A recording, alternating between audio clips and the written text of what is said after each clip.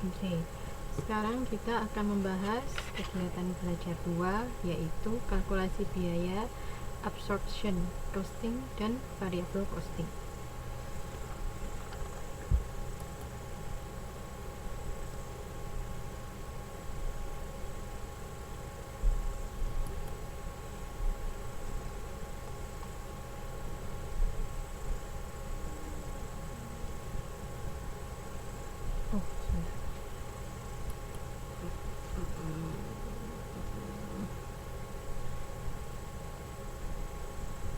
Di sini, aduh berantakan.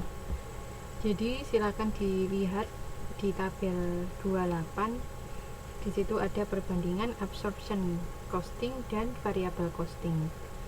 Dari pendekatannya, penggunaannya, biaya produk, dan periode biaya periodenya. Di situ kalau absorpsi itu untuk fungsional, kalau variabel untuk perilaku. Penggunaannya untuk eksternal bagi absorption, dan variable costing itu untuk internal. Sedangkan biaya produknya, kalau absorpsi bedanya sama variabel itu terdapat biaya overhead tetap.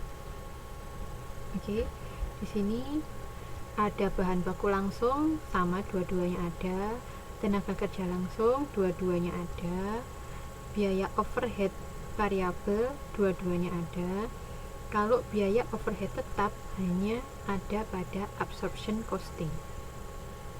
Oke, jadi diingat-ingat teman-teman, kalau di absorption costing dia punya biaya overhead tetap, OT. Kalau biaya periodenya ada beban penjualan variabel, beban penjualan tetap, administrasi variabel dan administrasi tetap, dua-duanya sama. Tapi kalau biaya variabel di variable costing ada biaya overhead tetap. Jadi kalau di absorption biaya overhead tetapnya masuk biaya produk, kalau variable costing masuk biaya periode. Oke, contohnya mari kita lihat di tabel 29, halaman 229. Di sini ada data produksi dan biaya. Data-datanya sudah ada. Sambil dilihat bukunya 229. Kemudian perhitungan biaya produksi. Biaya produksi kan berarti ini. Garis ini kan ya, biaya produksi, antara kita menggunakan absorption costing dengan kita menggunakan variable costing. Kalau pakai absorption costing, bahan baku langsung dicatat, dimasukkan, tenaga kerja langsung dimasukkan, overhead variable dimasukkan, biaya overhead tetap juga dimasukkan. Jangan lupa overhead tetap itu di sini tabel 2 ini kan per unit. Sedangkan yang ada di tabel di tabel 210 ini kan dimintanya per unit. Sedangkan yang ada di tabel 29 keterangannya adalah di situ 2.500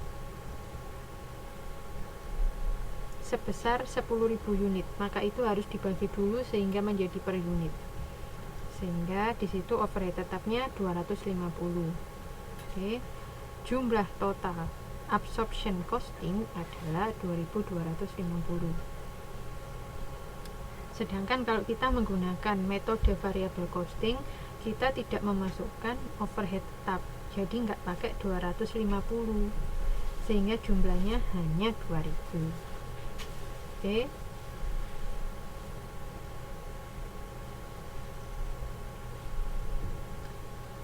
Jelas ya contoh yang di tabel ini. Kemudian silakan dibaca yang bawah. Total biaya per unit berbeda 250. Perbedaan ini karena adanya perbedaan biaya overhead tetap 250. Kalau absorption dimasukin, kalau variabel nggak dimasukin, sebesar 250. Perbedaan ini akan membawa dampak pada perbedaan nilai sediaan akhir dan biaya pokok produk atau JOGS yang nantinya akan mempengaruhi penulisan atau mempengaruhi besarnya laba yang akan diterima perusahaan. Perbedaannya sebesar apa? Di situ karena misalnya kita memproduksi 200 unit, kalau kita menggunakan absorpsi, kita akan mengalihkan 2000 unit dengan 2250 sebagai JOGS. Kalau pakai variabel dikalikan 2000. Nah, nanti kan ada perbedaan di situ jumlah JOGS-nya. Maka itu nanti juga akan mempengaruhi laba dari perusahaan. Pencatatan laporan laba rugi dengan menggunakan variable costing dan absorption costing bisa teman-teman lihat di tabel 211 dan 212. Kalau pakai variable costing, dia laba operasi bersihnya 3.700.000, sedangkan kalau pakai absorption costing dia 4.200.000. Jadi dalam pencatatannya berbeda metode akan berbeda hasil akhir dalam laba ruginya. Seperti itu. Oke. Kemudian bagaimana hubungan produksi, penjualan, dan laba? Jika produksinya lebih besar daripada penjualan, jumlah unit yang kita produksi lebih besar daripada jumlah yang kita jual, maka menggunakan absorption costing akan lebih banyak labanya daripada menggunakan variable costing. Cara pencatatan labanya, kalau sama produksi dan penjualannya sama, menggunakan kedua metode itu sama. Kalau produksinya itu lebih kecil dari penjualannya, menggunakan absorption costing akan menghasilkan laba lebih kecil daripada variable costing. Oke. Formulanya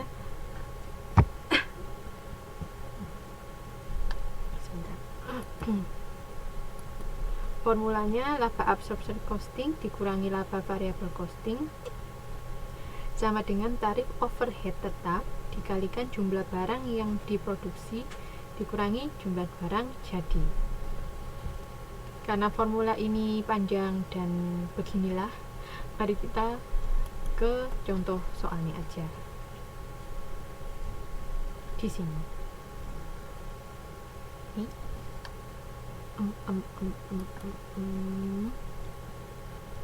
Oh maaf. Contoh soalnya, silakan teman-teman buka 233. Oke, di situ ada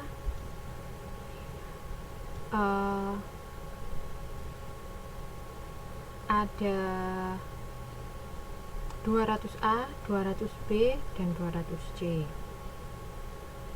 Masing-masing kalau A dia memproduksi 120 dan menjual 120. Berarti dia produksi dan penjualan sama. Kalau yang B produksi 120, terjualnya hanya 100. Maka dia produksi lebih besar dari penjualan. Yang ketiga, dia memproduksinya 120. Tapi karena dia sebelumnya sudah mempunyai persediaan awal, dia bisa menjual 140. Berarti penjualannya lebih besar daripada produksinya. Nah, sekarang kita buktikan bahwa kalau produksi lebih besar dari penjualan lebih baik atau absorption costing akan lebih banyak menghasilkan laba daripada menggunakan metode variable costing. Oke. Sekarang kita lihat di